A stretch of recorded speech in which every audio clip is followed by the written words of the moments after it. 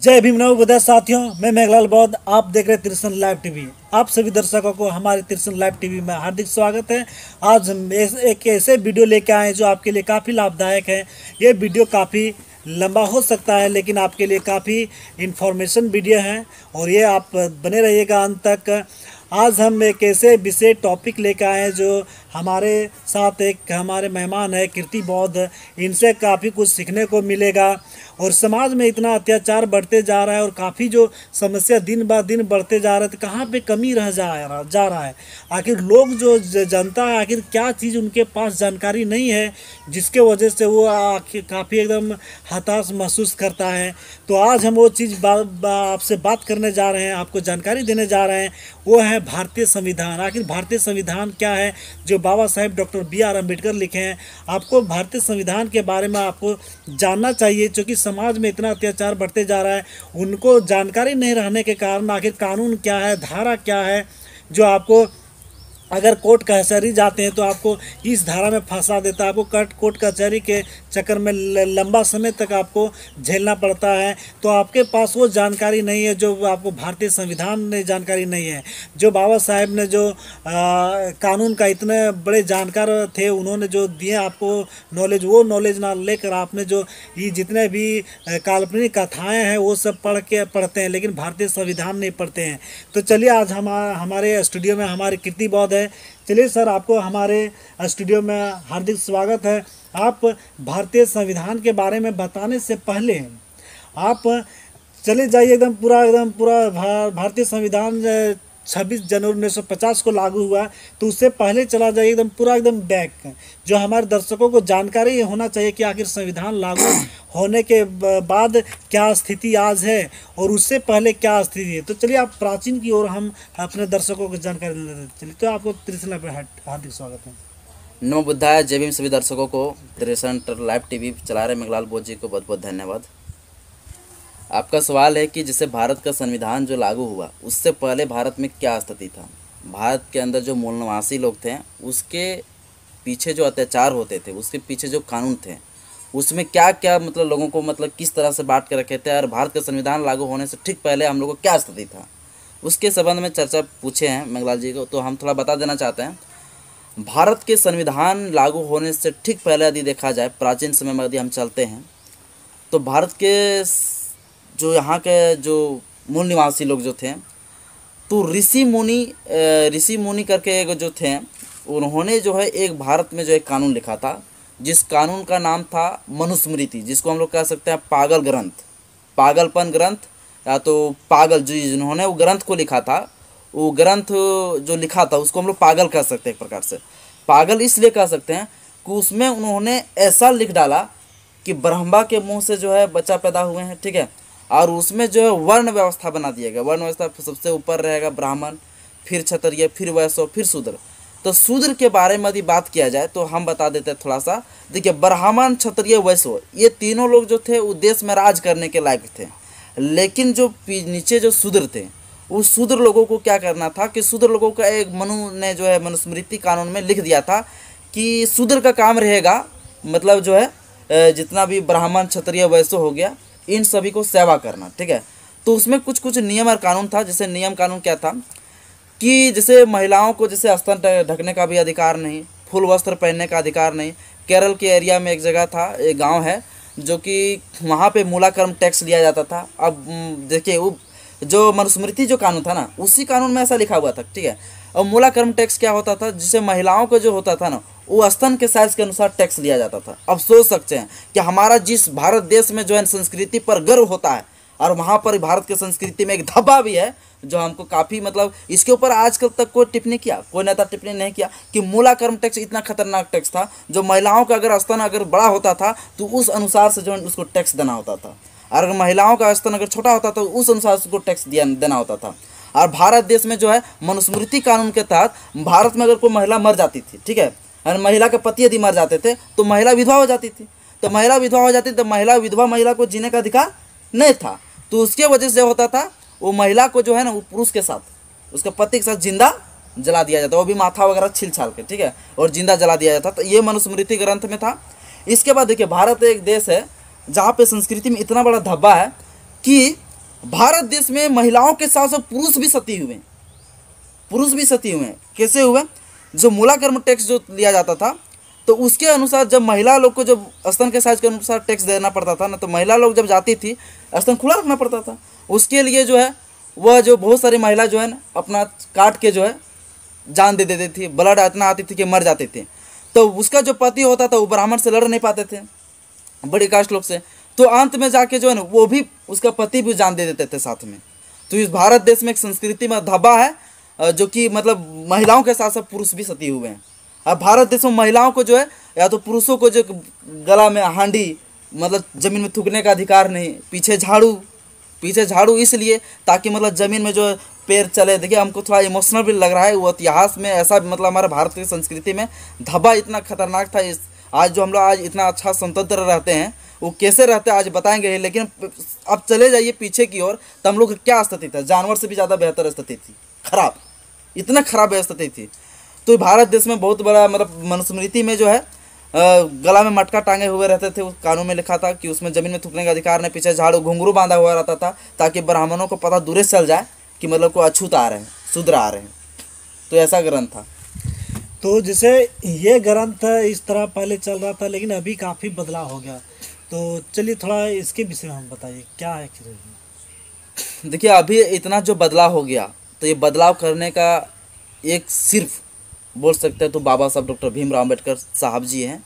और उससे पहले अगर बोला जाए तो हमारे जो माता सावित्रीबाई फुले, इसके पिता ज्योतिराव फुले, फातिमा शेख, और इसके बाद चले जाए उससे पहले यदि चला जाए तो इस भारत देश में जो ये अंधविश्वास के प्रति सबसे पहले जो है विरोध करने वाले वो थे तथागत गौतम बुद्ध, इसके बाद सम्राट अशोक साहब, इसके बाद जो है बाबा साहब अम्बेडकर से पहले ज्योतिराव फुले, इसके बाद हो गया सावित्रीबाई फुले, फातिमा शेख ने इस देश में जो है इस चीज़ का बहुत ज़्यादा विरोध किया। सती प्रथा का रोक भी करवाने में हाथ जो है सावित्रीबाई फुले और ज्योतिराव फुले का है, जिसके वजह से आज भारत में जो है उस चीज़ को ख़त्म किया गया। और अंत में जो है एक चीज़ और हमको बताइए, हमारे दर्शकों को ये जानना बहुत ज़रूरी है, क्योंकि आज जो हमें टाई बेल्ट कोट और आज जीने के जो अधिकार दिया हुआ है वो कितने मुश्किलों से मिला है, ये चीज़ जानने की ज़रूरी है। क्योंकि कितने भी हमारे महापुरुषों ने कुर्बानियाँ दिए हैं तब जाके आज हमको इस तरह का व्यवस्था मिला है। लेकिन इससे पहले जिसमें मनुस्मृति कानून लागू था उसमें पढ़ने का अधिकार नहीं था, पढ़ने का अधिकार नहीं था, जिसको बोलते हैं कि मतलब शूद्र बोला तो उसको पढ़ने का अधिकार नहीं था। वो कभी पढ़ नहीं सकता था, अगर वो पढ़ने जाता तो उसको पढ़ने ही नहीं दिया जाता, ऐसा काम था। तो कौन महापुरुष ने इस तरह पहले शुरुआत की है, तो उसके बारे में तो हमको सुनने में आया था कि मतलब ये सावित्रीबाई फुले जो आज झारखंड सरकार है जो एक योजना चलाए हैं, सावित्रीबाई फुले एक लड़कियों के लिए वो योजना चलाया हुआ है। तो सावित्रीबाई फुले के बारे में हमारे थोड़ा दर्शकों को बताइए कि किस तरह वो खोले और किस तरह क्या किया। देखिए सबसे पहले सावित्रीबाई फुले जो है उसके बारे में जितना मैं बताऊं उतना ही कम पड़ेंगे। जब सावित्रीबाई फुले साहब जो इस देश में जो महिलाओं को पढ़ने लिखने का अधिकार नहीं थे, ठीक है, उस समय जब सावित्रीबाई फुले ने सबसे पहले ज्योतिराव फुले ने पहले सावित्रीबाई फुले को पढ़ाएं, ठीक है, इसके बाद सावित्रीबाई फुले जब जाते थे महिलाओं को पढ़ाने के लिए तो ब्राह्मण लोग जो है ना उसको कीचड़ फेंक के मारते थे, ठीक है, गोबर फेंक के मारते थे, उसको डबल एक साड़ी लेके जाती थी वो, और जहाँ पे पढ़ाने जाती थी वहाँ पर फिर जाके जो है ना वो साड़ी चेंज करती थी, तब जाके वो मतलब इस तरह से करके उन्होंने जाके 1840 में सबसे पहले महिलाओं के लिए जो है विद्यालय खोला। और उस दिन से पूरा भारत में जो अगर बोला जाए तो सबसे पहले विद्यालय कब खुला तो 1840 में महिलाओं के लिए विद्यालय खुली। और भारत में जो महिलाएं की जो इतना अधिकार जो मिले हैं आज, सबसे पहले शुरुआती अगर देन बोला जाए तो बाबा साहब अम्बेडकर से पहले सावित्रीबाई फुले, ज्योतिराव फुले, उन्होंने बहुत संघर्ष के साथ ये अधिकार दिया। एक चीज़ और बताइए कि अभी स्कूलों में जो होना चाहिए सावित्रीबाई फुले का फोटो और उनका भी होना चाहिए, दिवस मनाना चाहिए, लेकिन आज जो सरस्वती पूजा चलाना है, इसको सरस्वती पूजा के बारे में क्या? सरस्वती पूजा क्या है? सरस्वती का जन्म कब हुआ, कहाँ हुआ, क्या वो सरस्वती माता सच में क्या वो PhD की हुई थी, क्या उन्होंने विद्यालय खोले थे? तो इस पर चीज़ पर हम लोग चर्चा ना करके हम लोग सावित्रीबाई फुले पर थोड़ा चर्चा करते हैं। सावित्रीबाई फुले ने इस देश में महिलाओं के लिए जो किया वो कोई नहीं किया, ठीक है। महिलाओं को अगर बोला जाए तो पहले तो पढ़ने लिखने का अधिकार ही नहीं था शूद्र को, तो उस समय जब अधिकार नहीं थे तो सब क्या सरस्वती माता ने दिया था अधिकार। कुल मिला के कहा जाए तो आपको जो पढ़ने को अधिकार मिला, जितने भी SC ST OBC को जितने भी लोग हैं सभी को जो पढ़ने का अधिकार मिला, तो थी सावित्रीबाई फुले, जो उन्हें कभी भुलाया नहीं जा सकता है। जब भी उसका जन्म दिवस आए उनको भी मनाइए, और प्लस में जो उन्होंने लिखे, जो ज्ञान दिए, जो महापुरुष ने किताबें लिखे उनको पढ़िए, तब जाके आपको जानकारी मिलेगा। इस इतिहास को हमेशा छिपा के रखा गया। चलिए अब हम थोड़ा सा चर्चा करना चाहेंगे कि बाबा साहेब कौन थे। जो आपको बाबा साहेब को जो संविधान लागू होने के बाद सारा चीज़, हर चीज़ बदलाव आ गया, जो कभी कल्पना भी नहीं कर सकता था। तो चलिए बाबा साहेब के जीवनी के थोड़ा बाबा साहेब से आपको परिचय करवाते हैं, जो आप वो महान इंसान है, जो आपको हर एक चीज़ इनके विषय में हर चीज़ वो जानना चाहिए आपको। तो चलिए बाबा साहेब के विषय में थोड़ा संक्षेप में बताइए, उसके बाद हम फिर आगे की चर्चा करेंगे। सर थोड़ा सा आप जो समृद्धि योजना के बारे में बोले थे, थोड़ा उस पर हम थोड़ा बताते हैं, फिर बाबा साहब के बारे में बोलते हैं। समृद्धि योजना जो अभी सावित्रीबाई फुले समृद्धि योजना जो लेकर आई है सरकार, ठीक है। तो आज मुझे कुछ व्यक्ति मिले थे जो हमको फॉर्म दिखा रहे थे सावित्रीबाई फुले समृद्धि योजना। तो मैंने उनसे सवाल किया कि सावित्रीबाई फुले कौन थे, तो उसके ज़रा से भी नहीं बता पाई। उसको हम बोलते हैं कि देखिए जितना भी सरकार है ना, वो कुछ नहीं जानता है, वो इतिहास पढ़ा नहीं, खाली इतने जानता है वो भारत का प्रथम महिला शिक्षिका थी, बस इसी के नाम से वो योजना दे दिया। और जब उस व्यक्ति को पूछे तो बोलता नहीं जानते, लेडीज बस। अब सोच रही होगी कोई नेता उता के होगा पत्नी उतनी, ऐसा सोच रहे लोग। सावित्रीबाई फुले का इतिहास को हर विद्यालय में बताना चाहिए, और 6-7 क्लास में पढ़िए आप। सावित्रीबाई फुले ज्योतिराव फुले के बारे में पूरा दिए हुए हैं, लेकिन सरकार नहीं पढ़ाना चाहती है, नहीं टीचर को भर्ती करवाता है हिस्ट्री का जो पढ़ाएगा। और जब कोई टीचर आ भी जाते हैं तो वैसे महापुरुषों का नहीं पढ़ाते हैं। चलिए अब बाबा साहब अम्बेडकर के बारे में आपका सवाल था।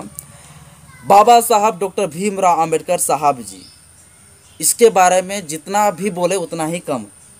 बाबा साहब डॉक्टर भीमराव अम्बेडकर साहब जी को सबसे पहले उसके चरणों में कोटि कोटि नमन करना चाहते हैं कि उन्होंने एक ऐसा कानून ग्रंथ को लाया जहाँ पे सभी जाति, धर्म, संस्कृति, संप्रदाय, सभी लोगों को, यहाँ तक कि पशुओं पक्षियों को भी सबको एक साथ जोड़कर जीने का अधिकार देती है। उन्होंने एक ऐसा संविधान को लिखा, तो उसको जो संविधान लिखने का जो मिला उसको ऑफर, वो ऐसा ही नहीं मिल गया। वो बाबा साहब अम्बेडकर विश्व लेवल में सबसे अधिक पढ़े लिखे व्यक्ति थे, इसके लिए उसको जाके बाबा साहब अम्बेडकर को संविधान लिखने का मौका मिला, और उन्होंने भारत का एक ऐसा संविधान ग्रंथ लिख दिया कि आज जिससे पूरा देश उसी से चलता है।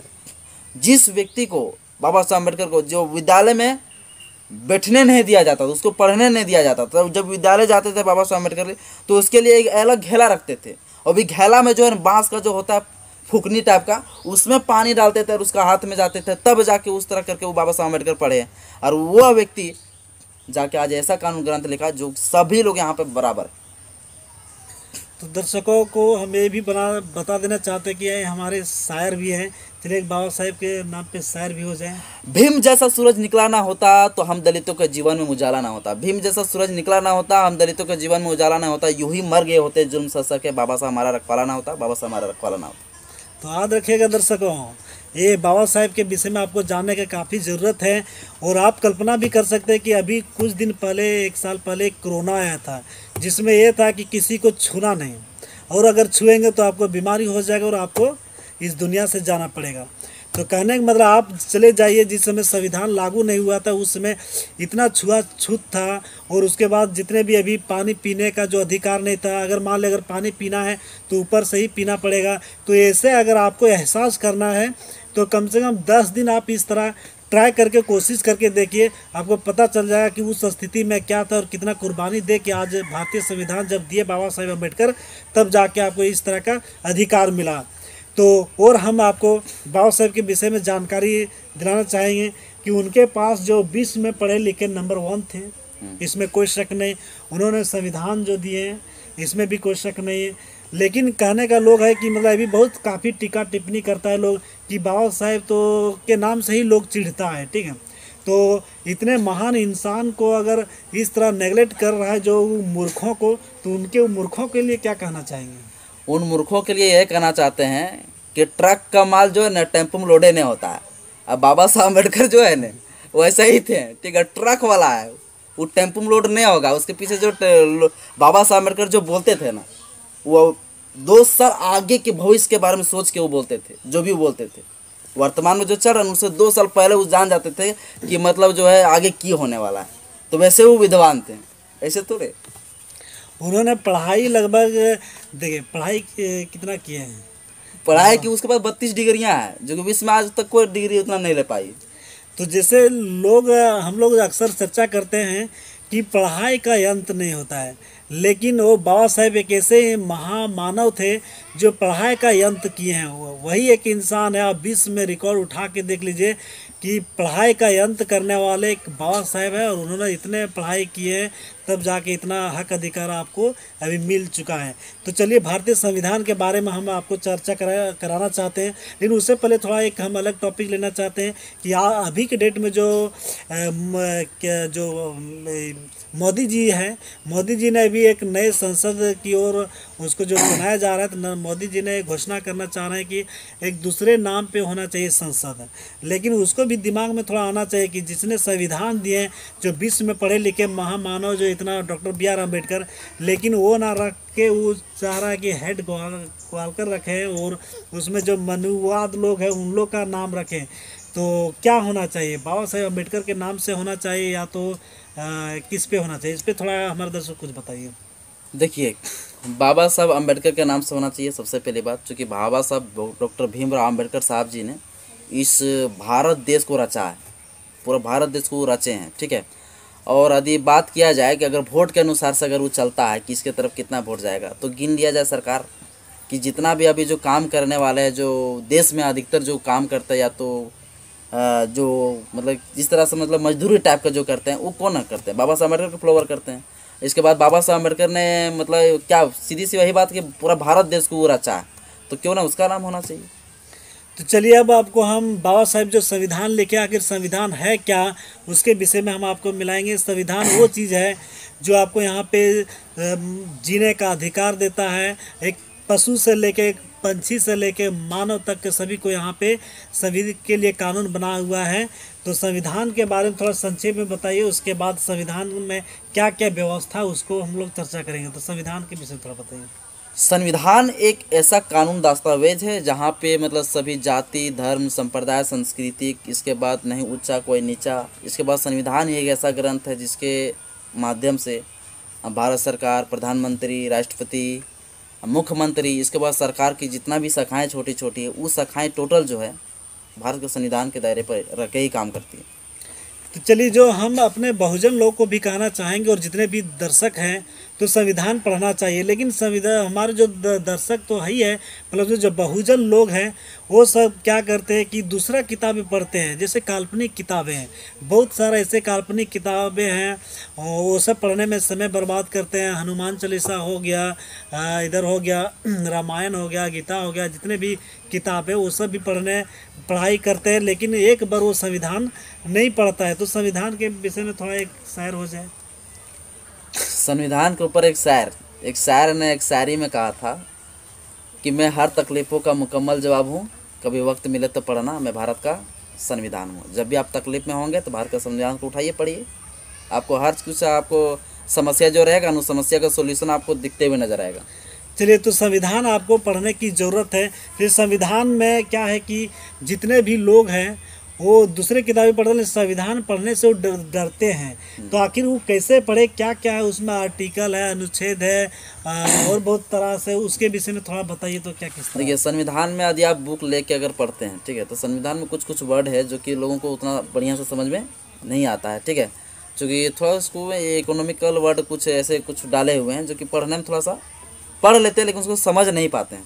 तो उसके लिए हम कहना चाहते हैं कि मेरा एक चैनल चलता है त्रिपिटक क्लासेस, उसमें जाकर वो देख सकते हैं, ठीक है। संविधान में जो कुल अगर बोला जाए तो 395 अनुच्छेद है और 22 भाग है, और जो है अनुसूचियाँ जो पहले जो थी पहले जब संविधान बनाया तो उसमें 8 अनुसूचियाँ थी, जो कि अभी बढ़ा के 12 अनुसूची कर दिया गया। संविधान को लिखने में कितना वक्त लगा, संविधान में कितने वर्ड्स है, थोड़ा बता दीजिए दर्शकों। संविधान को लिखने में 2 साल 11 महीना 2 साल 11 महीना 18 दिन का समय लगा। और संविधान में जो क्या सवाल था एक और, कितने वर्ड्स? हाँ, 3,27,910 वर्ड में लिखे गए हैं, जो कि अभी संशोधन का कुछ वर्ड बढ़े। याद रखिएगा दर्शकों, यदि आप 27,910 3,27,910 वर्ड को अगर जिस दिन आप पढ़ लेते हैं और हर एक चीज़ जानकारी में अगर आप वहाँ से ले लेते हैं संविधान से, उस दिन आपका किस्मत बदल सकता है। वो लोग कहता है कि किस्मत में लिखा हो, किस्मत में नहीं लिखा हुआ, आपका संविधान में लिखा हुआ। आप संविधान पढ़िए और अपना अधिकार जानिए। क्योंकि आज अगर आप जाते हैं कहीं पे, कहीं जा रहे हैं, आपको अगर पुलिस प्रशासन रोक लिया, आपको मुकदमा कर दिया, आप कोई भी चीज़ कहीं पे गए हैं तो आप पे फिजूल में जो सो आप पे काफ़ी अत्याचार होता है, आपके शोषण होता है अत्याचार, उसको रोकने के लिए आपको संविधान एक ऐसा प्लेटफॉर्म है जो आपको बचा सकता है। इसलिए संविधान को हर घर में होना चाहिए, संविधान पढ़ने की ज़रूरत है। तो चलिए आप संविधान का जो आर्टिकल है उसके विषय में थोड़ा संक्षेप में बताइए हमारे दर्शकों, आर्टिकल आखिर है क्या? देखिए, सभी साथियों को पहले हम बोलना चाहते हैं कि संविधान को पढ़ना काफ़ी ज़रूरी है। क्योंकि देखिए, आप कुछ भी पढ़ लीजिए, रामायण पढ़िए, महाभारत, जितना भी ग्रंथ है, धर्म ग्रंथ पढ़िए, उससे आप गुलाम बन सकते हैं। लेकिन भारत का संविधान पढ़िएगा तो आप अधिकार मांगेंगे। तो भारत का संविधान पढ़ना चाहिए। आपका सवाल है कि भारत का संविधान में कुल अनुच्छेद कितना है और उसमें भाग कुल कितना है, अनुसूचियाँ कितना है। तो भारत का संविधान में सबसे पहले हम लोग भाग पढ़ेंगे। उसमें भाग जो है 22 भाग है, 22 भाग, और अनुच्छेद बोला जाए 395 अनुच्छेद है, जो कि उप अनुच्छेद उसमें बाद में संशोधन होकर बढ़ाई है, ठीक है। और जो है अनुसूचियाँ जो है पहले वर्तमान में जो पहले उस समय जो थे, उस समय जिसमें भारत का संविधान लिखे थे बाबा साहब अम्बेडकर साहब जी ने, उसमें 8 अनुसूचियाँ था, जो कि अभी 12 वर्तमान में है। अब भारत की जो भाग, जो संविधान में जो भाग है, वो भाग को लोग नहीं समझ पाते भाग है क्या। तो देखिए, मान लीजिए बाबा साहब अम्बेडकर साहब जी ने आदि संविधान को लिख देता है कहानी की तरह, तो लोगों को ढूंढने में मतलब उसको तकलीफ होता, ठीक है, उसको खोजने में तकलीफ होता है। कहानी जैसा लिख देता तो समझ में नहीं पाता। इसीलिए बाबा साहब अम्बेडकर साहब जी ने उसमें पहले एक चैप्टर किया। मान लीजिए हम लोग किताब पढ़ते थे, किताब में हम लोग पहले देख लेते हैं कि नहीं, कि जैसे ये भाग है, ये अध्याय नंबर 1 में इतना इतना इतना टॉपिक हम लोग पढ़ेंगे। तो उन्होंने जो है अंदर में जो भाग के अंदर, चैप्टर के अंदर जो लिखे पॉइंट, उस पॉइंट को उन्होंने आर्टिकल कहा, अनुच्छेद कहा। उसी प्रकार से अनुसूचियाँ भी 12 हुए। भाग हो गया चैप्टर संविधान का, फिर अनुच्छेद हो गया, फिर आर्टिकल जो पॉइंट, उसी प्रकार से अनुसूचियाँ भी 12 हुए। तो आप संविधान से डरिए नहीं, संविधान को गले लगाइए, तब जाके आपको इंसाफ मिल सकता है। और जितने भी महापुरुष हैं उनको पढ़िए, बाबा साहब को खास करके पढ़िए, क्योंकि बाबा साहब ने बहुत सारे ऐसे अधिकार दिया है जो आपको जान के भी हैरान होगा कि अब अभी तक हम इस तरह से वंचित क्यों हैं। तो चलिए आगे बढ़ाते हुए, आज की समय में दिन बर दिन अत्याचार बढ़ते जा रहा है, खासकर SC और ST जिसको बोलते हैं अनुसूचित जाति और अनुसूचित जनजाति। केवल यहाँ झारखंड में ही नहीं, हर जितने भी राज्य है 29 स्टेट से, सभी में अत्याचार धीरे धीरे बढ़ते जा रहा है। तो कहीं ना कहीं अगर देखा जाए कि जिस समय संविधान लागू नहीं हुआ था उस समय काफ़ी अत्याचार होता था बहुजनों पर, लेकिन वो चीज़ फिर धीरे धीरे हमें लगता है कहीं ना कहीं संविधान को लागू पूर्ण रूप से ना करके वो फिर मनुस्मृति का राज लाना चाहता है। तो वो मनुस्मृति फिर से लागू करके वो अपना शासन व्यवस्था करना चाहता है। तो इसीलिए बाबा साहेब कहे थे कि संविधान कितना भी अच्छा है तो उसको लागू करने वाले अगर अच्छा नहीं है तो संविधान गलत ही साबित होगा, और संविधान कितना भी गलत है अगर उसको लागू करने वाला ही अगर अच्छा है तो उसको अंत में आप संविधान सही साबित होगा। तो अभी का जो परिस्थिति है सरकार वो तो जान ही रहा है, आपको इसमें बोलने की इसमें कोई ज़रूरत नहीं है कि संविधान लागू करने के लिए नहीं, वो संविधान को ख़त्म करने के लिए वो बना हुआ है, जो उसी एजेंडे पे करते जा रहा है। तो जितने भी स्टेट है सभी जगह अत्याचार दिन ब दिन बढ़ते जा रहा है। तो उस अत्याचार को रोकने के लिए संविधान में SC और ST के लिए एक विशेष प्रावधान किया गया है। आखिर वो क्या व्यवस्था है, चलिए हमारे दर्शकों को थोड़ा बताइए। वो तो बताएंगे, लेकिन उससे पहले हम थोड़ा सा बता देना चाहते हैं। आप जो बोले भारत का संविधान सुरक्षित नहीं है, बिल्कुल सुरक्षित नहीं है। अभी अमेरिका का संविधान में आप ले लीजिएगा तो वहाँ का संविधान में जो है ना, सुरक्षा के लिए AK-47 लेके जो है बैठे रहते हैं, ठीक है। AK-47 लेके वहाँ पर सब सिक्योरिटी रहते हैं, और एक बिल्डिंग ही बना हुआ है संविधान को रक्षा करने के लिए, अमेरिका का संविधान। लेकिन जो भारत का संविधान पे बात आया, ठीक है, तो भारत के संविधान को एक चैम्बर में रखा गया है, जो हीलियम गैस के चैम्बर में रखा हुआ है, ताकि मतलब संविधान सुरक्षित रह सके। अब संविधान तो सभी के घरों में भी मिलेगा, बाज़ारों में मिलेगा, तो वो संविधान नहीं, संविधान जो मूल जो है, जो बाबा साहब अम्बेडकर अपने हाथों से लिखे थे। भारत का संविधान ही एक ऐसा संविधान जो हाथ से लिखा गया, ठीक है। तो वो जो मूल प्रति संविधान का है, वो जो संसद के अंदर एक रखे गए हैं, मतलब चैम्बर में, जो हीलियम गैस के चैम्बर में रखे गए हैं। लेकिन जो अगर हम लेते हैं अमेरिका के संविधान पर, तो उसके ऊपर देखिए कितना मतलब सिक्योरिटी जो AK-47 लेके भारत के संविधान को रक्षा करने के लिए मतलब है। इस तरह से हम अगर भारत की चर्चा करें तो भारत के संविधान को ख़त्म करने के लिए यहाँ के जो नेता लोग हैं वो चाहता है कि कब भारत के संविधान को यहाँ से हटा दें। ये हमारे दर्शकों को समझना चाहिए। अगर भारत का संविधान ख़त्म हो गया ना तो समझिए इस देश में क्या स्थिति होने वाला, वही जो मनुस्मृति में था, फिर गला में मटका पीछे झाड़ू, वही स्थिति आने वाला है। अब बात रह गई जो आप SC/ST एक्ट पर बोल रहे हैं, है ना। SC/ST एक्ट जो है, जिसको हम लोग हिंदी में कह सकते हैं अनुसूचित जाति एवं अनुसूचित जनजाति अत्याचार निवारण अधिनियम 1989। बाबा साहब डॉक्टर भीमराव अम्बेडकर साहब जी ने आर्टिकल नंबर 17 में लिखा है अनटचेबिलिटी के बारे में, ठीक है। उसमें आने के छुआछूत जात पात, है ना, ये सब नहीं चलना चाहिए, ठीक है। और बाबा साहब अम्बेडकर 300 आर्टिकल 68 में जो है बाबा साहब अम्बेडकर कहते हैं कि यदि भारत के संविधान में अगर मान लीजिए जो अगर भारत के व्यक्ति के ऊपर कुछ वैसे नियम और कानून अगर चल रहा है, ठीक है, या तो फिर यदि नियम कानून चल रहा है या तो को मौलिक अधिकार को जो छीनता है, तो उसके ऊपर में कानून नियम बना सकते हैं।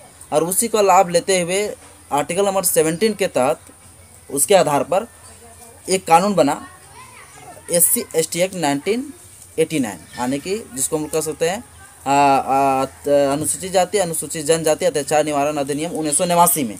लेकिन ये कानून जो पूरी तरह से जो लागू किया गया 30 जनवरी। एक मिनट पर हम लेना चाहेंगे। SC और ST, हाँ, संविधान में जो SC/ST OBC माइनॉरिटी, हाँ, ये चीज़ दिया हुआ है, तो उससे पहले ये सब नहीं था जिसमें जातियों में बांटा हुआ था। ये थोड़ा हमारे दर्शकों को बता दीजिए कितने जातियों में बांटा हुआ था। जब संविधान लागू हुआ 26 जनवरी 1950 को, तो संविधान में वो जाति को ख़त्म करते हुए एक कैटेगरी में बांट दे। इसको थोड़ा बता दें ताकि लोग को SC और ST और OBC माइनॉरिटी क्या है थोड़ा उसको समझ में आ जाए। देखिए इस देश में भारत का संविधान लागू होने से ठीक पहले और अभी भी है, ठीक है, वो मनुस्मृति के आधार पे है, संविधान के आधार पर नहीं है, ठीक है।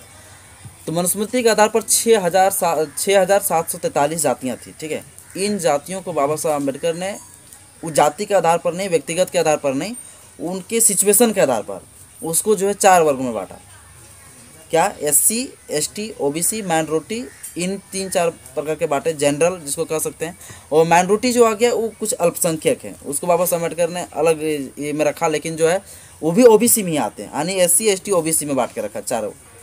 अरे हाँ बोलिए। तो जैसे हो गया कि आप समझ सकते हैं कि पहले 6,743 जातियों में बटा हुआ था, तो जो OBC उसको सब कैटेगरी बांट दिया। संविधान में कोई जाति नहीं दिया हुआ, उसको कैटेगरी बांट के रखा हुआ ताकि जैसे मान लो OBC में भी अगर जातियां में भी जाएंगे तो OBC में इतना जाति है, SC में जाएंगे तो इतना जाति है, ST में भी जाएंगे तो इतना जातियां हैं।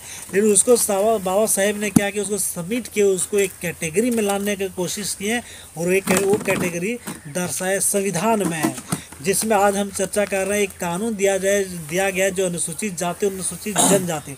आखिर अनुसूचित जाति और अनुसूचित जनजाति ये है क्या? पहले जो है पहले एक ऐसे जाति था जिसका कोई नाम नहीं हुआ करता था, तो उसको क्या है कि एक बाबा साहेब ने के अनुसूचित कुछ जातियों को भारतीय संविधान के अनुसूचित जाति में अनुसूची में रख दिया।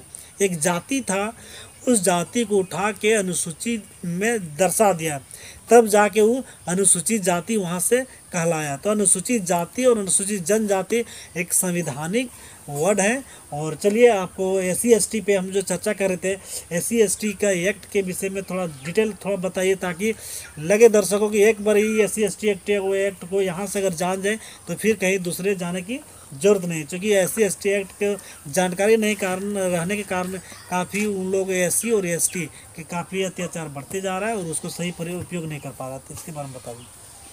तो मैंने पहले तो बता के गया, लेकिन फिर से बता देना चाहता हूँ कि SC/ST एक्ट जो बनाया गया भारत का संविधान के दायरे में ही रख के बनाया गया, भारत का संविधान का मतलब लाभ लेते हुए, ठीक है। जो कि SC/ST एक्ट को अभी बता के गए कि अनुसूचित जाति अनुसूचित जनजाति अत्याचार निवारण अधिनियम, इसको हम लोग हिंदी में बोलते हैं, जो कि 1989 में बनाए थे। लेकिन पूरी तरह से पूरा भारत में जो है 30 जनवरी 1990 को पूरा लागू किया गया। SC/ST एक्ट बनाने का कारण क्या था कि देखिए बाबा साहब अम्बेडकर साहब जी ने संविधान में लिखा कि सभी लोग को यहाँ इक्वालिटी एंड ह्यूमैनिटी ले रहना चाहिए, यानी सभी को, यानी कि नहीं कोई ऊंचा नहीं कोई नीचा, और नहीं किसी के साथ भेदभाव करना चाहिए, जो आर्टिकल नंबर 17 में कहता है, ठीक है, जिसमें अनटचेबिलिटी के बारे में बाबा साहब अम्बेडकर लिखे हैं हुए, ठीक है। लेकिन वो चीज़ जो उसमें लिखे बाबा साहब अम्बेडकर, ठीक है, कि छुआछूत जात पात इस तरह से नहीं होना चाहिए, ठीक है। अगर छुआछूत की बात की तो फिर एगो फिर चले जाएंगे अगर पीछे प्राचीन के समय, तो इतना छुआछूत था कि मतलब एक मंदिर अगर होता था ना, तो महिला लोग जो है वो मंदिर के रास्ते से होके नहीं गुजर सकते, दलित लोग आने को उसको 2 किलोमीटर और पीछे से जाके जो उसको मतलब घूमना पड़ता था, ठीक है, फिर वहाँ वो रास्ते में जाके आगे निकलना पड़ता था। तो मिथिला मतलब इस देश में कितना मतलब घिनौना मतलब हरकत हुआ है छोटी जातियों के, तो वो चीज़ को जो बाबा साहब अम्बेडकर आर्टिकल नंबर 17 में डायरेक्ट डिफाइन किए कि उस तरह से होना नहीं चाहिए, ठीक है। तो लेकिन फिर भी देखिए आईपीसी सेक्शन, अगर हम लोग थोड़ा सा एससी एसटी एक्ट पर जाते हैं तो थोड़ा हमको आईपीसी सेक्शन में जाना पड़ेगा। ये भारत देश में बाबा साहब अम्बेडकर बोले हैं कि एक पीछे जो कानून बने हैं वो बने रहेंगे, लेकिन जो है जो संविधान के अंदर जो मौलिक अधिकार, वो मौलिक अधिकार को ना छीनता हो या तो मौलिक अधिकार को ना तोड़ता हो, ठीक है। तो वो अधिकार बना रहे, जो कि 1860 में आईपीसी सेक्शन है। आईपीसी सेक्शन मान लीजिए कोई क्राइम करता है, तो क्राइम को किस कैटेगरी में हम लोग रखेंगे, क्या उसको नाम देंगे, ठीक है, जिसको हम लोग इंडियन पिनल कोड कहते हैं, जिसको हिंदी में कहा जाता है भारतीय दंड संहिता, ठीक है। तो 1860 में जो कानून बनाए गए थे, तो एससी एसटी के साथ के जो अत्याचार होता था ना, अब इतना अत्याचार होता था कि 1860 वाला में जो आईपीसी में जाकर ढूंढता था ना, तो वहाँ भी एक्टवा नहीं मिलता था कि साला इसको कैसे बोला, इसका एक्टवा तो यहाँ नहीं मिल रहा है कि लोग के साथ एक अलग प्रकार का शोषण हो रहा है भाई। तब जाके जो है ना भारत में जाके एससी एसटी एक्ट को बनाना जरूरत पड़ गया कि अनुसूचित जाति अनुसूचित जनजाति इन लोगों के साथ कुछ जाति के आधार पर भेदभाव किया जा रहा है, इसीलिए जो है एससी एसटी एक्ट बनाया गया। एससी एसटी एक्ट में और आप क्या सवाल है पूछ सकते हैं। तो एससी एसटी एक्ट का जो लाभ कैसे ले, चूँकि मान ले उन लोग पे अत्याचार होने के बावजूद भी एससी एसटी एक्ट में जो उसका लाभ नहीं ले पाता है। आज से आप चला जाइए 3 साल पहले, 2 अप्रैल 2018 में जो एससी एसटी एक्ट ख़त्म करने का कोशिश किया था, जो मनुवाद लोग बिना साजिश से उसको ख़त्म करने का कोशिश किया, तो हर घर से निकला हुआ तो निकला और उस एससी एसटी एक्ट को आज बचाया, तो फिर जाके बचाने फिर से वही जाति के आधार पर उसको शोषण होने वाला था। तो इस तरह इस एससी एसटी एक्ट में लोग, अगर जब एक आंकड़ा निकाला गया था एनसीआर के माध्यम से कि एससी एसटी एक्ट जब भी कोई दर्ज कराता है, तो एससी एसटी एक्ट का उसमें उसको वो जब किसी पे जब अत्याचार होता है और किसी ने जब दर्ज करा दिया एससी एसटी एक्ट पे, तो उसको फिर कॉम्प्रोमाइज़ करके हट जाता है और उस आंकड़े को दर्शा देता है कि ये फॉल्स एफआईआर दर्ज कराया। जैसे मान ले कि आप पे कोई अत्याचार किया, वो आपने एससी एसटी एक्ट लगाया, फिर आप कॉम्प्रोमाइज़ कर लिया, अब वही जो पुलिस प्रशासन और कुछ मनुवाद लोग मिल के उस आंकड़ा को दर्शा देता है कि ये फॉल्स ये कानून मेरे पे लगा दिया गया। इस तरह बहुत सारा आंकड़ा आया हुआ था कि ये जो एससी एसटी का दुरुपयोग हो रहा है, मतलब सही यूज नहीं हो रहा है। तो एससी एसटी को लोगों को जानकारी होना चाहिए कि जब आपने कानून का, जब ये एससी एसटी किसी पे जब आप पे अत्याचार होता है, उसका जब ये धारा आप कोर्ट कचहरी में जाके काम करते हैं, किसी पे लगाते हैं, तो शुरू से लेके अंत तक टिके रहिएगा और आपको उसमें व्यवस्था है। आपको वो व्यवस्था को, क्या चीज़ व्यवस्था को बताइए। देखिए एससी एसटी एक्ट जो है, ये एससी एसटी एक्ट जो है एससी एसटी को छोड़कर आने के उससे ऊपर वाला जो कास्ट है उसके ऊपर लगता है, ठीक है। आने के एससी एसटी के ऊपर अगर अत्याचार कर रहे हैं, ओबीसी हो गया या जनरल हो गया, जो भी है, यानी एससी एसटी को छोड़कर जो एससी एसटी को अत्याचार करेगा ऊपर कास्ट वाले, उसके ऊपर ये एससी एसटी एक्ट लगता है। आप जो बोले एससी एसटी उपयोग को काफ़ी दुरुपयोग हो रहा है, इसका गलत उपयोग किया जा रहा है, ठीक है। इसके लिए जो है ना भारत का जो राष्ट्रपति ने जो है ना गलत तरीके से भारत के अंदर एससी एसटी एक्ट को जो है संशोधन किया, ठीक है, जो कि बाद में फिर ठीक ठाक कर दिया गया। जब आंदोलन हुआ इसके लिए ठीक ठाक कर दिया गया। देखिए एससी एसटी एक्ट में जो है एक प्रकार का नॉन अवेलेबल केस है, ठीक है, उसको कॉग्निजेबल ऑफेंस में रखा गया, संज्ञेय अपराध। इसमें आपकी एफआईआर होने के बाद तुरंत उसको गिरफ्तार होना होता है, उस पुलिस को जो है तुरंत गिरफ्तार करना पड़ता है। एससी एसटी एक्ट एक ऐसा एक्ट है, ठीक है। तो सरकार जो है क्या कहें, मनुवाद सरकार बोल सकते हैं, या तो मनुवाद जजमेंट जो जज दिए, जजमेंट जो सुप्रीम कोर्ट में दिया था, उन्होंने बोला था कि भारत में जो एससी एसटी एक्ट का जो उपयोग हो रहा है, एससी एसटी लोग जो कर रहे हैं, वो जबरन किसी के ऊपर ज़बरदस्ती की जैसा मतलब थोप दे रहे हैं, ठीक है, और उसको फंसा दे रहे हैं, ठीक है, जो कि ऐसा नहीं है, ठीक है। अब तो उस समय संशोधन के दौरान क्या किया ना, एससी एसटी एक्ट के प्रति संशोधन करके सुप्रीम कोर्ट ने बोला, जजमेंट दिया कि जो है अब एससी एसटी एक्ट में जो है नॉन अवेलेबल केस में नहीं रहेगा, मतलब नॉन अवेलेबल केस में नहीं रहेगा, अवेलेबल रहेगा। इसके बाद जो कॉग्निजेबल ऑफेंस में नहीं रहेगा, ये नॉन कॉग्निजेबल में रहेगा, यानी वो असंज्ञेय अपराध में गिनती आएगा, संज्ञेय में नहीं। कैसे जिसे उन्होंने बताया कि देखिए SC ST एक्ट वहाँ पे नहीं लगेगा। मान लीजिए किसी के घर में अगर ST अगर कोई है या तो SC है, और किसी के घर में अगर OBC जाके उसको अगर मारता है, ठीक है, वो जो नियम बनाए थे वो देखिए कितना मतलब गंदे तरीके से उन्होंने लिखा था, बताया था कि किसी के घर में जाके यदि आप मारते हैं, मारपीट होता है, दरवाज़ा बंद, तो वहाँ SC ST एक्ट नहीं लगेगा। मान लीजिए कोई OBC है, ठीक है, या तो जनरल है, और ST लोग के घर में अगर घुस के चला गया और ST लोग के घर में जाकर हत्या कर देता है, तो वहाँ बोले SC ST नहीं लगेगा, SC ST एक्ट नहीं लगेगा। एक बात इसमें, एक बात और क्या है, SC ST एक्ट में बोला कि इसमें तुरंत जो है गिरफ्तारी नहीं होगा, पहले इसमें इन्वेस्टिगेट होगा, इसके बाद जाके जो है मतलब SC ST एक्ट पर कोई चर्चा फिर चलेगी, तब उसके ऊपर मतलब FIR, तब उसको जेल उल होगा, कुछ भी आने की जो प्रक्रिया है उस प्रक्रिया पर चलेगा। तो पढ़ने लिखने का दर्शकों बने रहिएगा अंत तक, क्योंकि ये वीडियो काफ़ी लंबा होगा लेकिन काफ़ी लाभदायक होने वाला है। इसलिए अभी हम SC ST एक्ट के विषय में और जितने भी भारतीय कानून है धीरे धीरे हम सब आपको जानकारी देंगे, क्योंकि कानून जानकारी होना बहुत ज़रूरी है। आप कल्पना भी नहीं कर सकते, क्योंकि कानून के बिना अभी के समय में अगर कानून नहीं है, जानकार है, तो आपको अत्याचार सहने के लिए आपको तैयार रहिए। और अगर बाबा साहेब के संविधान अपने आप को गले लगा लिए तो आपको वही बाबा साहेब के संविधान आपको रक्षा करने के लिए हर समय तैयार रहेगा। और अगर जानकारी नहीं तो आपको फिर समस्या से झेलने के लिए तैयार रहिए, तो फिर बने रहिए अंत तक। अब जैसे हम SC ST एक्ट के विषय में आपको काफ़ी जानकारी मिल रहा है आपको कीर्ति बौद्ध से। कीर्ति बौद्ध को भी धन्यवाद देना चाहेंगे और आपको भी जो देंगे, चूँकि आप लोग अंत तक बने हुए हैं। तो इसी को आगे बढ़ाते SC ST एक्ट का जो प्रक्रिया अब डिटेल बता दीजिए, क्योंकि एक बार अगर SC ST एक्ट को अगर यहाँ पे आके कोई देखे, चाहे एग्ज़ाम में हो या तो कहीं भी है, अगर कोर्ट कचहरी जाए, क्योंकि समाज में SC ST जो है वो कोर्ट कचहरी में जब एक बार फंस जाता है तो उसका पूरा ज़िंदगी, उसका जो एक कमाने वाले लोग होते हैं उसका ज़िंदगी बर्बाद हो जाता है। क्योंकि कोर्ट कचहरी में इतना लंबा चलता है कानून प्रक्रिया, उसी में घूमते फिरते उसका यूँ ही आर्थिक तो वैसे गड़बड़ है, आर्थिक तो व्यवस्था है नहीं कि किसी के पास, लेकिन फिर भी उसको काफ़ी समस्या से झेलना पड़ता है।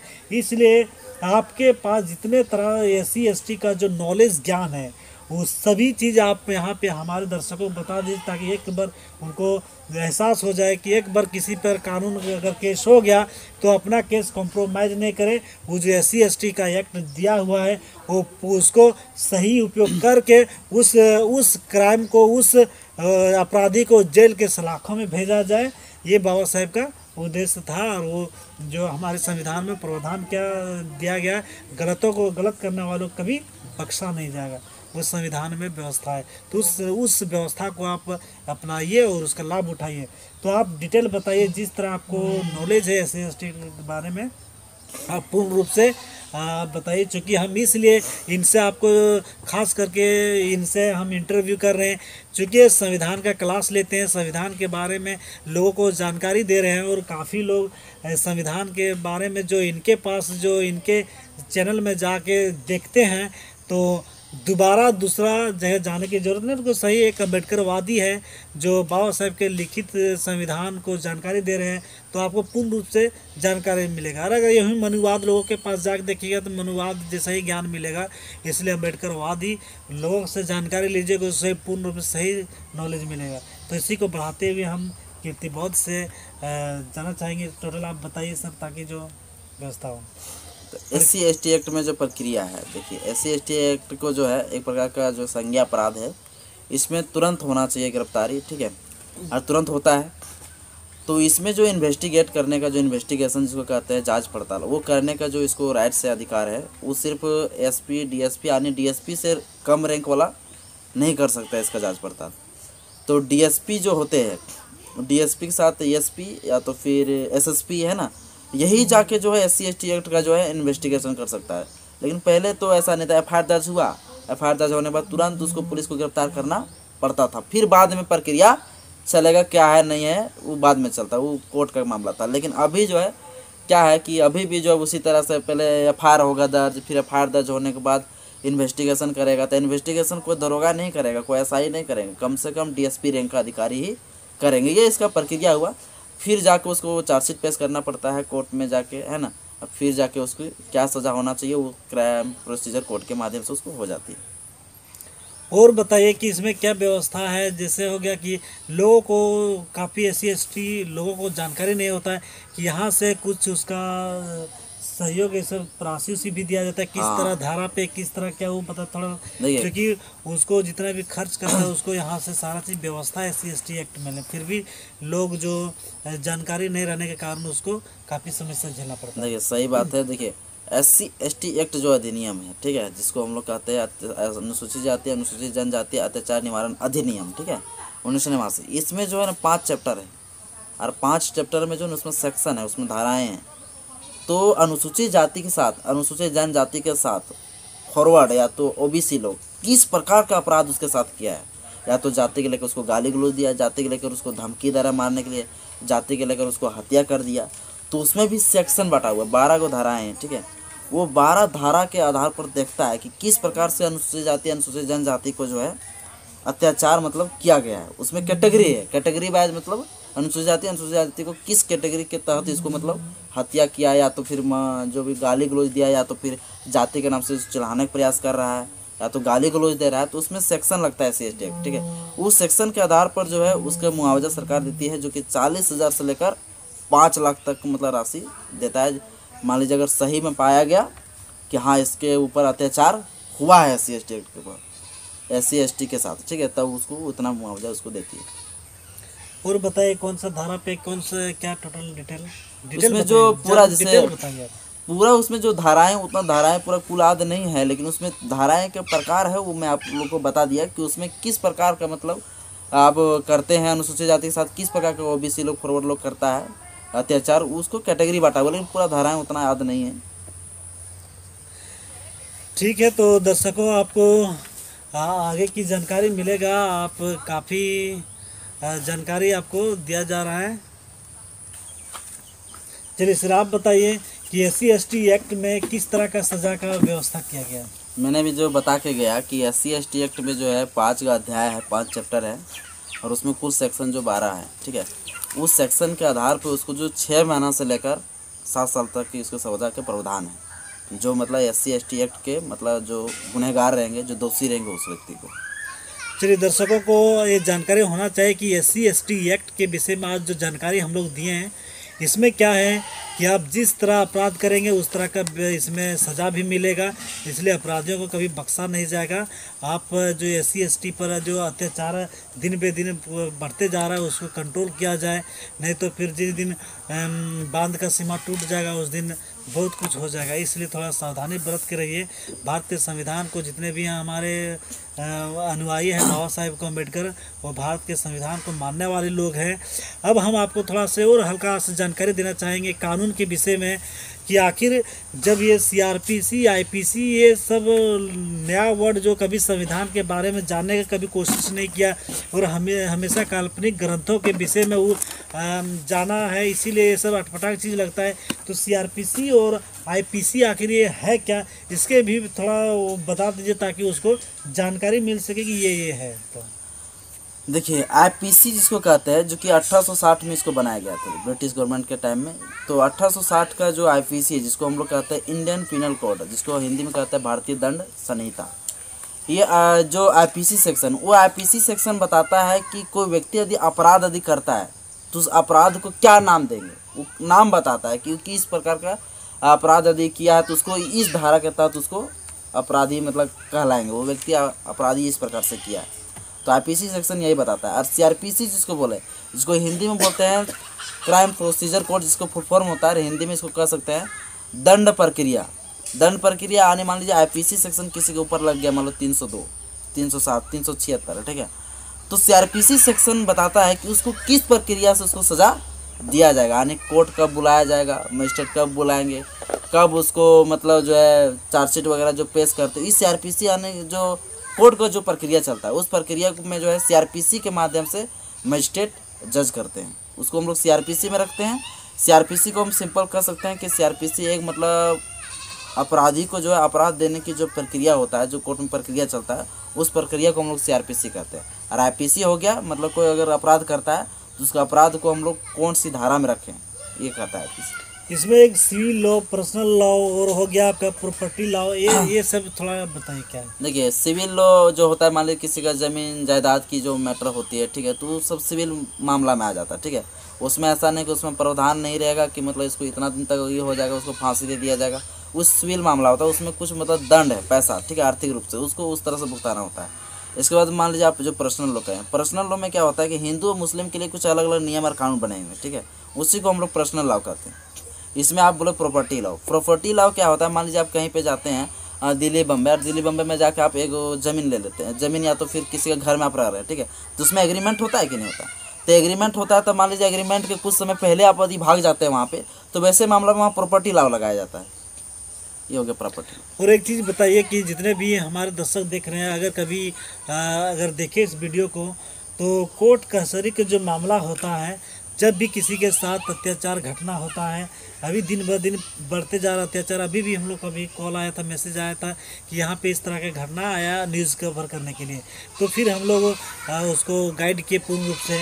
और अगर कोई तरह से घटना होता है तो क्या कराएं, उसके में जो FIR होता है, आखिर ये होता है क्या, इसके विषय में थोड़ा डिफाइन कीजिए।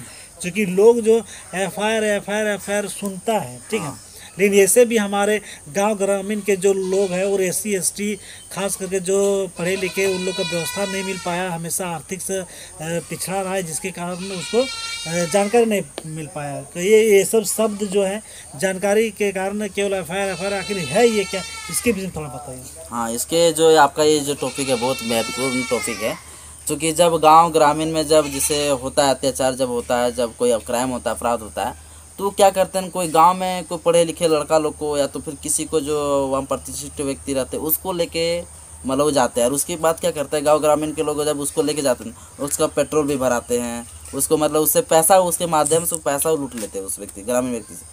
जो कि CRPC सेक्शन में डायरेक्ट कहता है कि यदि आप आवेदन को अगर नहीं लिख पाते हैं तो CRPC सेक्शन के माध्यम से पुलिस का अधिकार होता है, वह व्यक्ति बोलेगा और पुलिस लिखेगा, और पुलिस फिर बोल के सुनाएगा वो व्यक्ति को कि ये जो मैटर आप बताएं उन्हें मैंने ऐसा लिखा, और पढ़ के उसको सुनाते हैं, ठीक है।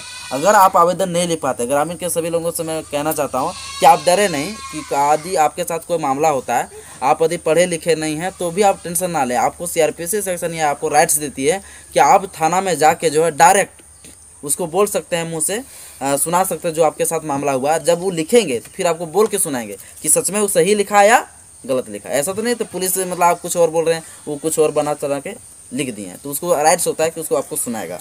आप यदि नहीं लिख पाते आवेदन तो कोई दिक्कत नहीं। FIR जो बोला फुल फॉर्म, इसका FIR का फुल फॉर्म होता है फर्स्ट इन्फॉर्मेशन रिपोर्ट, जिसको हम लोग प्राथमिकता दर्ज भी कहते हैं। अब पुलिस वहाँ जो प्राथमिकता जब दर्ज कर लेती है, यानी केस रजिस्टर्ड हो जाता है। केस जब तक रजिस्टर्ड नहीं हुआ तो तब मतलब वो मामला जो है कोर्ट जाता ही नहीं, ठीक है। केस रजिस्टर्ड अगर, इसीलिए सभी साथियों से कहना चाहता हूँ कि आप जब जाइएगा FIR करने के लिए तो वहाँ साथ ही साथ जो केस को रजिस्टर्ड करवाइए। उसमें वो केस रजिस्टर के दौरान वो बता देता है कि इस व्यक्ति के ऊपर जो लिखे हैं आवेदन में, तो उसमें ये धारा लगी हुई है, ठीक है। तो ये चीज़ मतलब तुरंत करवा लेना चाहिए लोगों को। और यदि आपको बार बार ये चीज़ कहना चाहते हैं कि मतलब पढ़े लिखे नहीं हैं, डरते हैं आप, तो बिल्कुल मत डरिए। आपको बोलने का आज़ादी भारत का संविधान देता है, और आपका ये फंडामेंटल राइट्स है कि आपको वो सेवा करेगा। वो आपका कर्मचारी है, आपका वो मतलब काम करने के लिए वो बैठे हैं। लेकिन पुलिस से लोग काफ़ी डरते हैं, पुलिस से बात करने से डरते हैं, पुलिस से काफ़ी लोग डरते हैं। लेकिन डरिए नहीं, आपको CRPC सेक्शन, भारत का संविधान, मेन भारत का संविधान आपको अधिकार देता है कि वो आपको, यानी ये फंडामेंटल राइट है, पुलिस का फंडामेंटल ड्यूटी है कि आपको करेगी सेवा।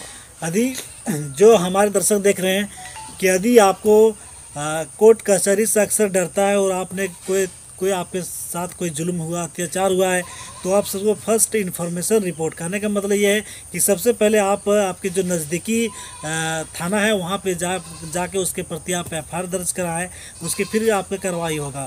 तो अगर आप अनपढ़ हैं, चाहे पढ़े लिखे हैं, आप किसी भी तरह आप इस भारत का नागरिक हैं, आपको संविधान अधिकार देता है, आपका मौलिक अधिकार है कि आप जाके तुरंत वहाँ पे उसके प्रति FIR दर्ज कराएं, उसकी फिर कार्रवाई होगा।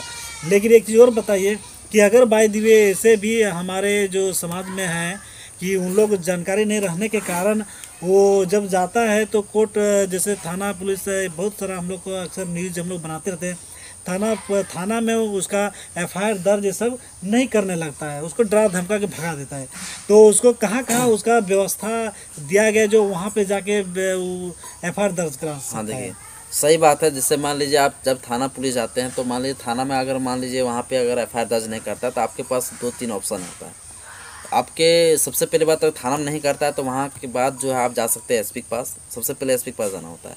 अब डायरेक्ट थाना से आप डायरेक्ट नहीं जा सकते हैं कोर्ट, मतलब जो प्रक्रिया है आप जा भी सकते हैं, लेकिन नियम बनता है कि जैसे रूल है इसमें कि मान लीजिए आगे थाना अगर नहीं कर रहा है, एसआई नहीं कर रहे हैं एफआईआर दर्ज, तो आप पहले जाइए कंप्लेंट करिए एसपी के पास। जब वहाँ भी अगर वो नहीं सुनते हैं, उसके ऊपर भी अगर 10 को लगा चुके हैं, तो वहाँ को आप छोड़कर चले जाइए डायरेक्ट कोर्ट। और जब कोर्ट जाइएगा ना, तो कोर्ट के बाद जो दर्ज करना उसका एफआईआर करना बहुत ज़रूरी पड़ जाता है।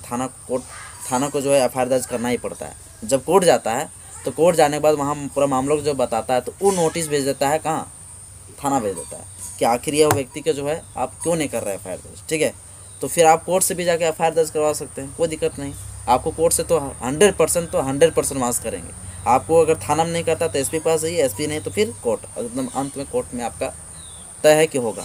आपका मतलब 2-3 चीज़ें आपका रास्ता, अगर आप अगर थाना जाते हैं, थाना में कभी डरा धमका के भगा दिया गया तो आप एसपी के पास जाएं, वहाँ पे आपका भी दर्ज हो सकता है।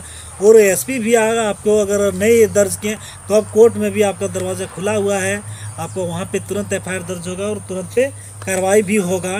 और अब आगे हम थोड़ा सा और जानकारी लेना चाहेंगे कि अभी जो मामला दिन ब दिन बढ़ते जा रहा है, तो ये वीडियो हमारा बनाने का ही उद्देश्य था। और कुल मिला के देखा जाए कि सारा जो वो अधिकार आपको मिला वो भारतीय संविधान में, और बाबा साहेब डॉक्टर B.R. अम्बेडकर का जो लिखा हुआ संविधान है वो संविधान पढ़ें, अपने हर घर में अपने बच्चों के भी पढ़ाएं। और सुबह शाम जो आप दूसरा चीज़ जो करते हैं, जो काल्पनिक किताबें और ग्रंथ वो सब पढ़ के हैं और समय बर्बाद करते हैं, वो चीज़ से बचे और संविधान पढ़े, उसको जो अपने हक अधिकार आपको जानकारी मिलेगा। और यदि आपको इस वीडियो में अगर आपको कोई तरह से अगर हेल्पफुल लगा तो आप हमारे वीडियो को लाइक अवश्य करें, साथ ही साथ शेयर करें, और इस वीडियो को अधिक से अधिक शेयर करें। और साथ ही साथ अगर इसके विषय में और कानून के विषय में और तरह से अगर जानकारी चाहिए तो हमें कमेंट बॉक्स में अवश्य बताएं, क्योंकि ये बनाने का खास उद्देश्य यही था। क्योंकि गांव ग्रामीण के लोग काफ़ी अत्याचार दिन ब दिन बढ़ते जा रहा है, पीड़ित उससे होते जा रहा है, तो इससे आपको जानकारी मिल के आपको बहुत तरह से आपको मदद मिलेगा। अब जाते जाते हम कीर्ति बॉस से बहुत धन्यवाद कहना चाहेंगे, जो अपना कीमती वक्त दिए और इस हमारे स्टूडियो में आए। अब हम कीर्ति बॉस से विदा लेना चाहेंगे। उससे पहले हम हमारे कीर्ति बॉस एक बहुजन शायर भी है, तो चलते चलते मैं 1-2 शायरी हमारे दर्शकों को बता दीजिए, ताकि हमेशा बने रहेंगे हमारे साथ। बात करो यार। देखिए दर्शकों, अभी हम बताए थे कि एफआईआर जो होता है फर्स्ट इन्फॉर्मेशन रिपोर्ट, 3 जगह एफआईआर हो सकता है, तो हमने बता दिए। अब जो हमारे जो बैठे हुए मेहमान अब बताएंगे कि एफआईआर होने के बाद क्या प्रक्रिया होता है, कहाँ क्या जाता है, सो बताइए तो थोड़ा। देखिए, थाना में एफआईआर होने के बाद जो होता है, वो थाना में एफआईआर होने के बाद जो होता है, वहाँ का जो आयोग होते हैं, जो मतलब एसआई बोलते हैं, दरोगा, वो दरोगा साहब जो है एक चार्जशीट बनाता है। वो चार्जशीट को ले जाके कोर्ट में पेश करता है। वो चार्जशीट में लिखा होता है वो व्यक्ति का पूरा अता पता, कौन सा अपराध किया है, कौन सा धारा लगा है, इस प्रकार से पूरा उसमें चार्जशीट में लगा होता है, ठीक है। इसको हम लोग कहते हैं चार्जशीट। ये कोर्ट में जाके पेश करता है। इसके बाद वहाँ पे मामला चलता है कोर्ट का। यदि एक इसमें रिमांड भी एक वर्ड आता है। रिमांड क्या है, इसको थोड़ा समझिए। रिमांड का मतलब लोग जो सोचता है मारपीट। रिमांड के दौरान बहुत लोगों को पुलिस जो है हत्या भी कर देता है। बहुत अभी हम लोग मामला भी देख रहे हैं बहुत काफ़ी, कि रिमांड में जब पुलिस लेता है लोगों को तो पूरा मारपीट करता है, ठीक है। लेकिन रिमांड का मतलब मारपीट नहीं होता। रिमांड का मतलब होता है कुछ अधिक समय मांगना, ठीक है। पुलिस जाते हैं कोर्ट, और कोर्ट में जाके मजिस्ट्रेट साहब को जो है बोलते हैं कि यह व्यक्ति को इन्वेस्टिगेशन करने के लिए कुछ और समय दीजिए हमको, ठीक है। तो वो समय जो देता है उसी को कहा गया रिमांड, ठीक है। लेकिन रिमांड के दौरान क्या करता है, पुलिस उस व्यक्ति को जो है बहुत ज़्यादा मारपीट करते हैं, जो कि उसको राइट्स नहीं।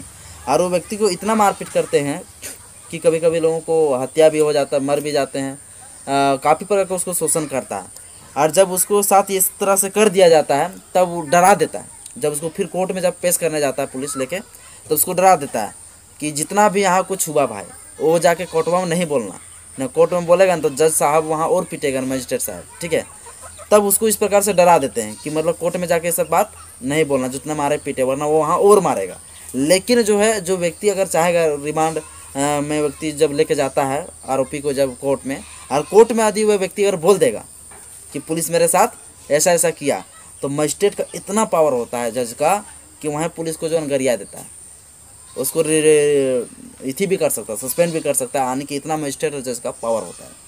तो रिमांड्स का मतलब मारपीट नहीं होता है, ये आप लोग सभी व्यक्ति को जानना चाहिए। रिमांड में अगर मारपीट करते हैं तो आपका ये राइट्स है कि आप जो है पुलिस के ऊपर भी केस कर सकते हैं, जो आईपीसी सेक्शन 167 166 के तहत आप केस एफआईआर कर सकते हैं पुलिस के ऊपर भी। और जितने भी हमारे दर्शक जो देख रहे हैं और गांव ग्रामीण के जो भी SC ST है जो अक्सर कोर्ट कचहरी से डर जाता है, उनके लिए आप क्या कहना चाहेंगे? डरेंगे क्यों? मेरा बाप ने इस देश का संविधान लिखा, हम इस वंशज से ही, ऐसा वंशज से आते हैं जिसने इस देश का संविधान लिखा है, हम उसी खानदान से आते हैं और हम लोग डर जाएंगे?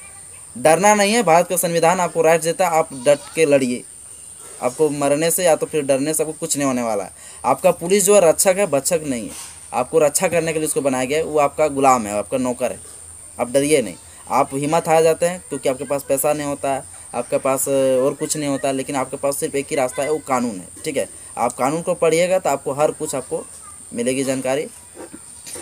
अभी जो 26 नवंबर आने वाला उसमें संविधान दिवस है, तो जितने भी हमारे जो इस देश के नागरिक हैं और SC ST OBC माइनॉरिटी को इस संविधान के विषय में संविधान मनाना चाहिए, और इसके विषय में कुछ थोड़ा बताइए। तो देखिए, भारतीय संविधान दिवस जो है पहले नहीं मनाए जाते थे धूमधाम से, लेकिन कुछ समय से जब लोग जागरूक हुए हैं तो भारतीय संविधान दिवस के रूप में लोग बहुत ज़्यादा मना रहे हैं। ठीक है, भारतीय संविधान ही आपको पहले बता के गए कि भारतीय संविधान एक ऐसा ग्रंथ है जिससे पूरा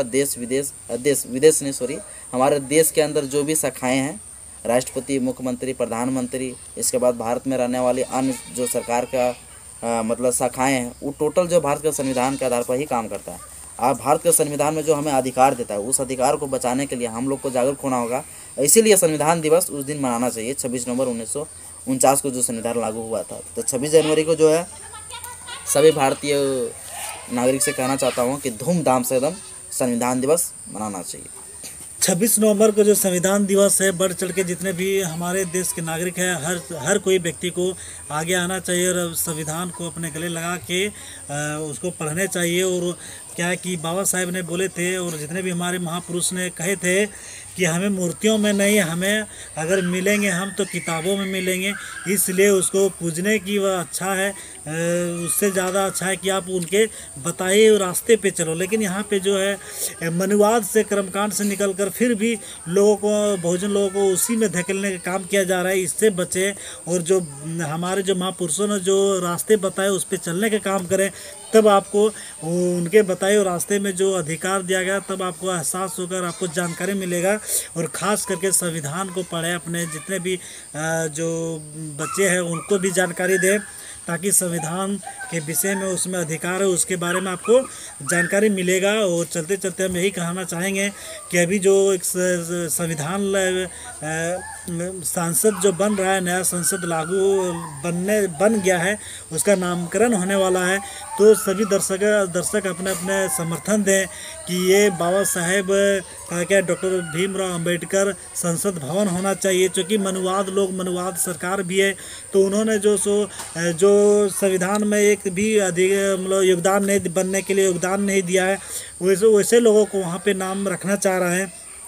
तो ये सब भी जानकारी आप जाने सही और गलत क्या है, ताकि आप अपने महापुरुषों के विरासत को बचा सकेंगे। नहीं तो फिर वही टाइम आएगा जो 1950 से पहले जो लागू था, और फिर वही गुलाम की ओर जाएंगे। इसलिए इसको सोचे समझे, संविधान है तो आप है, संविधान जिस दिन नहीं तो फिर भी आपको एक पशु के समान जीना पड़ेगा। इसलिए आप अधिक से अधिक समझे बुझें और इस वीडियो को इतना शेयर करिए, इस वीडियो को इतना लोगों को अपने घर घर में भी हर एक को लोगों को दिखाइए, ताकि इस वीडियो को बनाने का वजह यही था। जितने भी गांव ग्रामीण जो है और हमारे दर्शक हैं, काफ़ी उन लोग कानून और संविधान है क्या, अगर किसी को हम लोग बताने जाते हैं कि ये बाबा साहेब क्या है, तो हम लोग तो ठहरे बाबा साहेब का बिगड़ा चेला। जब भी हम लोग किसी को बताना चाहते हैं तो उन्हीं लोग उल्टा एकदम बाबा साहेब के प्रति इतना नाराज़गी दिखाता है कि बाबा साहेब ने क्या दिया हमको, तो ये दिया वो दिया उसने दिया है। ठीक है, तो आज उसको भी हम लोग कहना चाहेंगे कि आज जो बाबा साहेब दिए, अगर आपका सांस भी चल रहा है तो बाबा साहेब का देन दिया हुआ है। इसलिए बाबा साहेब के विचारों को पढ़ें, अपनाएं और हर घर पहुंचाएं। और इस वीडियो को अधिक से अधिक सब्सक्राइब करें। ये आपका बहुजन मीडिया है, बहुजन मीडिया को स्ट्रॉन्ग करें और इस वीडियो को लाइक शेयर कमेंट अवश्य करें। और अगर कोई तरह से अगर वीडियो आपको चाहिए और कानून संबंधित, तो आपको इस वीडियो में आपको देखने को मिलेगा। अपने कमेंट बॉक्स में बताएं, हम आपको कानून संबंधित हम जानकारी लेके आएंगे। और चलते चलते हमारे कीर्ति बौद्ध जो केवल कानून का जानकार ही नहीं है, इसके साथ साथ शायर भी है। तो चलते चलते एक दो शायर हम अपने दर्शकों को कहना चाहेंगे कि थोड़ा हमारे दर्शकों को शायर तो सुना दीजिए। वर्षों की मेहनत से ये संविधान बना है, वर्षों की मेहनत से ये संविधान बना है। सभी भारत के लोगों से मेरा विनती है, इस भारत के संविधान को बना के रखिए, क्योंकि इसी से मेरा भारत देश महान बना है, भारत देश महान बना। चलिए, बहुत बहुत धन्यवाद और फिर मुलाकात हो अगले वीडियो के साथ। नमो बुद्धाय, जय भीम।